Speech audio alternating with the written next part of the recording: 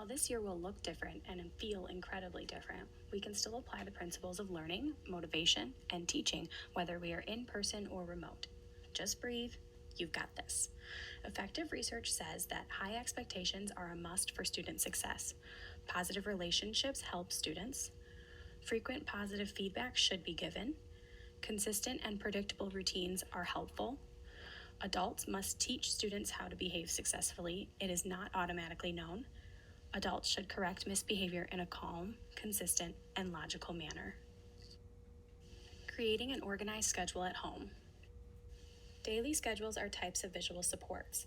They help to clarify where the child needs to go throughout the school day. They are an organizational tool that sequences events. They promote independent transitions, and they can be used with all types of learners. There are a variety of types of schedules that can be used. And parents can utilize them at home and in the community as well. Following schedules is also a very functional skill to teach. Here are a few pointers to get you started. You can always tweak and modify as you go. Number 1, they are not one size fits all. Schedules should be designed for a child's most difficult day. This means having all the components be at a child's independent level as much as possible. Some things to think about. Will you use objects, pictures, or words, or a combination? Consider where the schedule will be displayed. Does the child keep on a binder or folder? Do you have it hanging on a wall? Decide how the schedule will be used. Will it be referenced at different times throughout the day? Will the child manipulate it to indicate when activities are finished, such as crossing off the list or removing icons? Number 2, schedules within a schedule. You may choose to have a full day schedule if a child knows what is expected of them within each of the activities. However, what if from 10 to 10:30 the schedule states math, and this is a highly difficult time for them? You may also choose to create a schedule within a schedule or task analysis to break down the expectations for math. This may look like 1, complete first math worksheet. 2, go through math flashcards one time. 3, complete second math worksheet. 4, take a play break. If you are wondering how specific you should get, if the child is following the schedule independently, you're good. If they're not independent, go deeper and get more specific. Number 3, reinforcement. As with teaching any new skill or behavior, reinforcement should be used if you want to see your child continue to use the skill or increase the use of the skill in the future. You may initially need to explicitly teach a child how to use a schedule. You can do this through modeling, prompting, and cueing. Make sure you reinforce this new skill. While using a visual schedule, you may choose to use reinforcement in a number of ways. Here's just a few ideas. Schedule fun activities following activities that are less preferred by the child. Build in fun breaks. Praise all transitions and independence. At the completion of each scheduled activity, they can have technology or access to a favorite toy for 5 to 10 minutes. At the end of the schedule, include the most preferred activity as a reward. Create a point system for appropriate use of a schedule for an entire day or maybe a couple days or a week for a major reward at the end. Maybe an ice cream party at the end of the week or a walk to the park at the end of the day. Number 4, providing understanding of expectations helps decrease challenging behavior. Simply hanging up a visual schedule alone will not magically make a child complete all activities, and even if you have the best reinforcement system, you may run into some challenging behavior. This may be maintained by avoidance of non-preferred activities and access to preferred activities. Using visual schedules can increase understanding of expectations across an entire day and within specific activities. It's nice because a parent or teacher does not always have to be the bad guy, repeating expectations over and over or listing out tasks. Simply referring to the schedule will do that for you. The more you follow through on your expectations set and completion of activities, the more a child will become independent at following a schedule.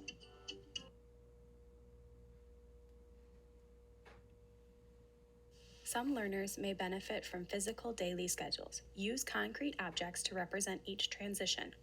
Objects are used to help identify what is next in the student's day. They are stationary or can be mobile. These items are functional objects, meaning that they are used in everyday life and indicate what is coming up. Use concrete objects to help with transitions. For example, a tennis ball can be used for gym. A measuring cup can be used for daily living skills. Pictures or photographs can also be used. Use pictures with line drawings or photographs as the visual cue.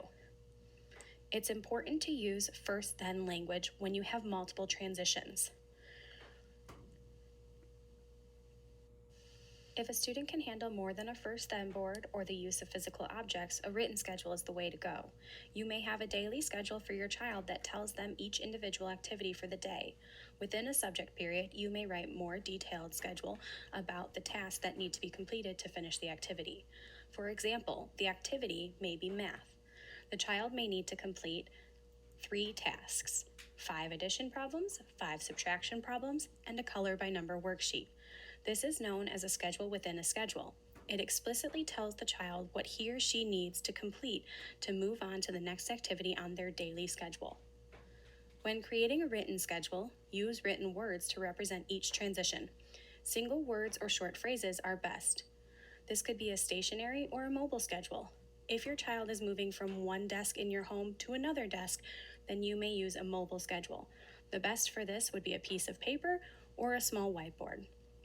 The written schedule should have words that clarify where the student needs to go to be independent. For example, desk in the living room or desk in your bedroom. Identify the routine for using the schedule. Are you having your child check their schedule every 30 minutes or every hour? And finally, use a timer or a clock to help students follow along with a schedule. If you're having them check the schedule every 30 minutes, set a timer for 30 minutes, and when the timer goes off, the child knows to check their schedule independently. Great news! Daily schedules don't have to just be used for school. They are used as a great way to build routines and structures at home. They can help sequence daily routines, communicate home expectations, and help schedule structured time and leisure time. Set up a morning routine. First, wake up. Second, get dressed. Third, eat breakfast. And 4, brush your teeth. Set a clear time to end the school day.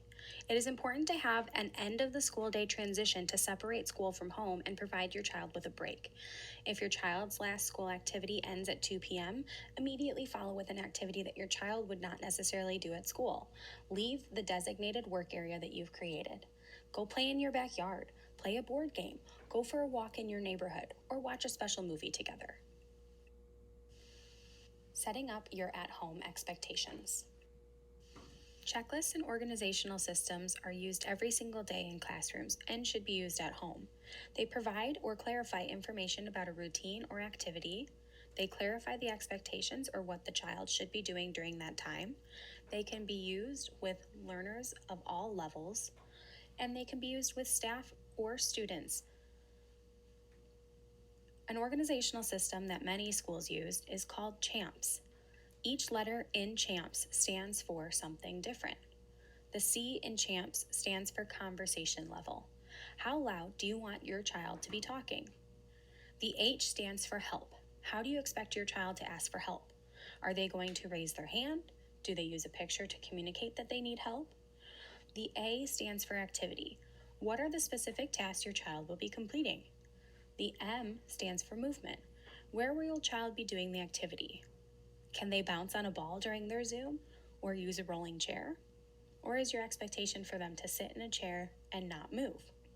The P stands for participation. What exactly does your child need to do in order to participate? Do they need to write something down? Do they need to solve a math problem? Do they need to talk verbally? Finally, the S stands for success. If your child follows these expectations, they will be successful. A shortened version of CHAMPS is called MAC. This includes movement, activity, and conversation. What's the point of using checklists and organizational systems? Why is it so important? It is a great way to be proactive in teaching, monitoring, and appropriate feedback for student behaviors. It's also a way to correct behavior in a non-threatening or challenging manner that allows for the student to correct the behavior independently when told what is expected. How can parents use CHAMPS or MAC at home? By using CHAMPS or MAC at home, you state your expectations in a clear and concise manner. The expectations are varied based on the lessons or the transitions that are occurring. The expectations can be practiced several times a day and reviewed as often as necessary to reduce and be proactive with problem behaviors. When behaviors occur, a visual or positive expected behavior is stated rather than focusing on the inappropriate behavior. For example, if your child is out of their chair during a Zoom call, you can prompt your child and say, "Our movement is sitting in our chair." Or if you don't want to use a verbal prompt, all you have to do is hold up a piece of paper that has your CHAMPS visuals on it and point to the movement section. Parents can use the expectations and a reinforcement program to improve behaviors. If we go back to the example of the student being out of their chair, if they sit down in their chair after you've given their prompt, you immediately give them positive verbal praise, and this will reinforce them in the future to sit in their chair during the Zoom call. Create a reinforcement system that will motivate your learner. Reinforcement is an effect. It is what occurs after a skill or a behavior that increases that behavior in the future. Reinforcement is an essential part of learning and increases appropriate behavior. Reinforcement is simply a process that causes an increase in the future frequency of a behavior. You can be very systematic about delivering reinforcement or let it occur naturally. Either way, reinforcement processes are always occurring around all of us every single day. These are some examples of token economy reinforcement systems. Phew, that was a lot of big words. What these are token boards. Teachers and parents can use token boards to teach and increase specific skills or behaviors and task completion of students. A student receives a token for completing a task, performing a skill, or behaving in an appropriate way. The tokens and the rewards earned after completing a token board reinforce these skills. Parents and teachers make token boards out of arbitrary items such as stars, tokens, tickets, stickers, points, sticks, or anything else you can get creative with. They can be as fancy or as simple as you want. To use a token board, present the child with the board, and following the occurrence of the specific skills and behaviors you are teaching, give the student a token. When enough tokens are earned, they can be exchanged for the preferred items and activities. Successful token board implementation ultimately increases motivation for appropriate behaviors and to perform new skills. Here are some pointers in making token boards effective. Provide the tokens immediately after the specific skills and pair it with praise. Make sure what the student is working for is actually reinforcing. For students who are new to token boards, start with only needing to earn one token at a time. Then slowly increase to 3, 5, even 10 tokens at a time before earning their preferred item or activity. Ensure success. Requiring too much too soon will make the whole system fall apart. It is okay. Slowly increase the requirement as long as the student stays successful. Continuing communication with teachers. Family communication is key, especially during these critical times. Continuing to communicate with your child's teacher and their school team is essential. You can communicate in a variety of ways, whatever works best for you. Phone calls, emails, or even through a Seesaw app if that's what your district is choosing to use. Setting up your physical environment. First and foremost, choose a physical space that you are going to designate as the learning environment. It is extremely important to have a specific space in your home for learning. This helps to separate school time versus home time. Keep the designated learning environment clean and organized. Limit any kind of visual distractions or any kind of verbal distractions, whether that be music in the background or even TV. Or if you have a second child that is doing remote learning as well, you might want to have the two learning environments separated so that way one learner does not have to listen to the other learner if both are on Zoom calls at the same time.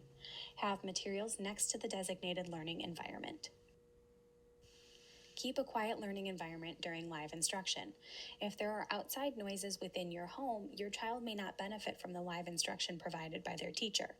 Use headphones to limit these outside noises. Reinforce your child to have a specific voice level during live instruction.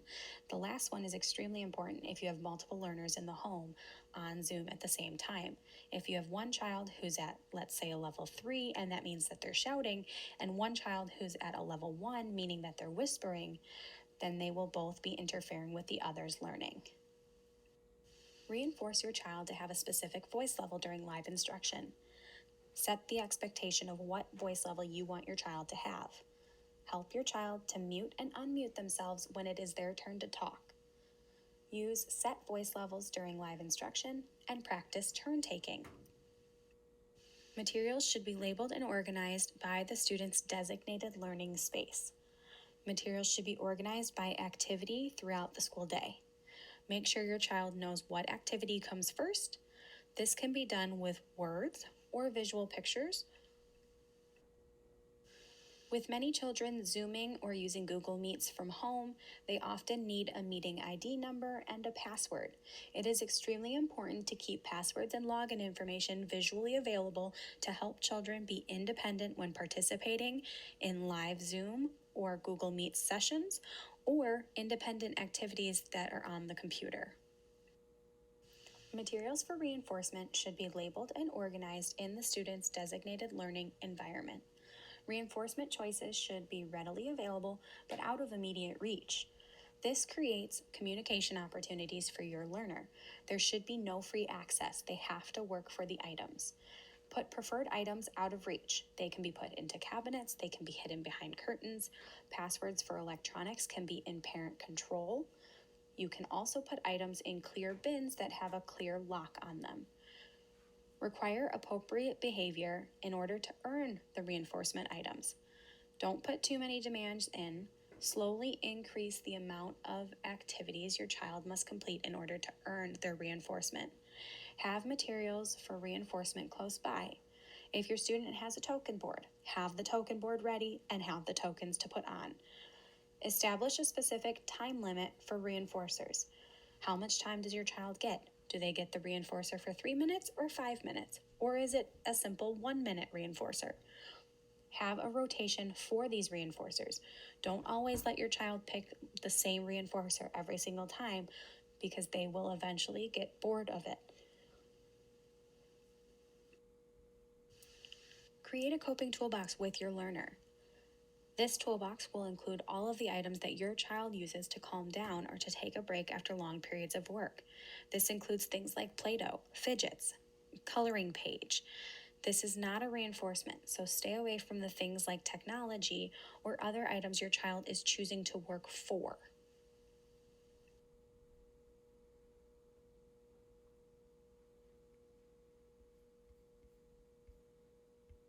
So, what are the things you need to begin remote learning with your child?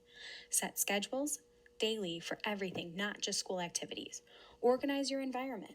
Separate school from home and create a space that your child will benefit from. Set clear expectations for your child. Use first then language and reinforce the appropriate behaviors. Finally, establish a clear mode of communication with your child's teacher and school team.